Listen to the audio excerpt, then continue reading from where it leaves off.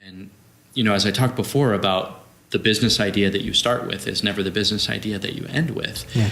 Well, if that's the case, then the idea doesn't matter.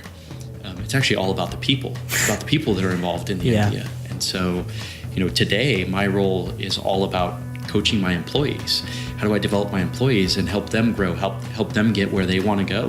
Mm-hmm. If I help them get where they want to go, then I get where I want to go, right? And what I care about is helping other people. Yeah. Jay talked about that one of his goals is to create 10 millionaires.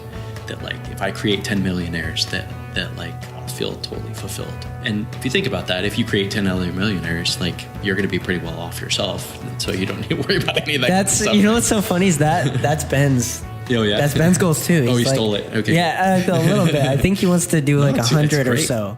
So I sat down with my principals and basically asked each one of them. I'm like, well, I heard this goal of making millionaires out of others, but would that actually change the world for you? If you were a millionaire because of the stuff that we're doing together, would that change the world for you?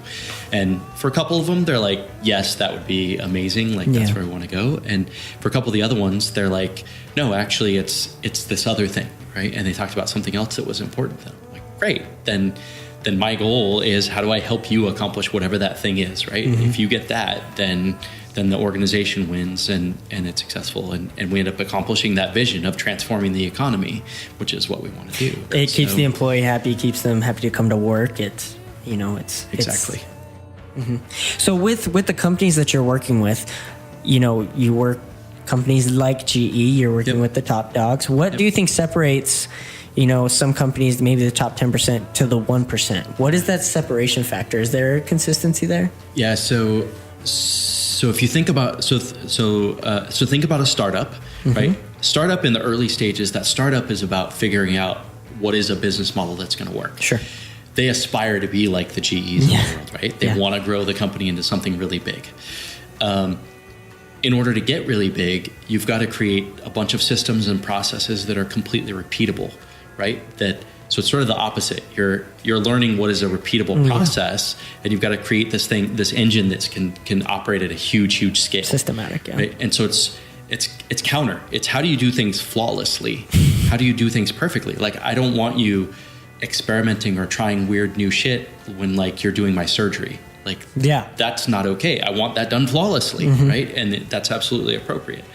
And so when you get to be a big company, you've now got this huge culture of doing things flawlessly and doing things at scale and not breaking things and not taking risks and these kinds of things. But that's counter to behaving like an entrepreneur. You're not going to learn new things if you just do it that way and do it perfectly. And so the paradox is, how do I, as a big company, do both of those things, right? So the innovation and the launching of the new products and services and those kinds of things, that's really... that's learning. That's discovering new things. That's taking some small chances so that you can figure out what the new opportunity is. And so it's really, how do you enable both of those things? So for the organizations that are in that top 1%, like the Amazons and the Apples and these organizations, they're doing those things. They're doing both of those things effectively.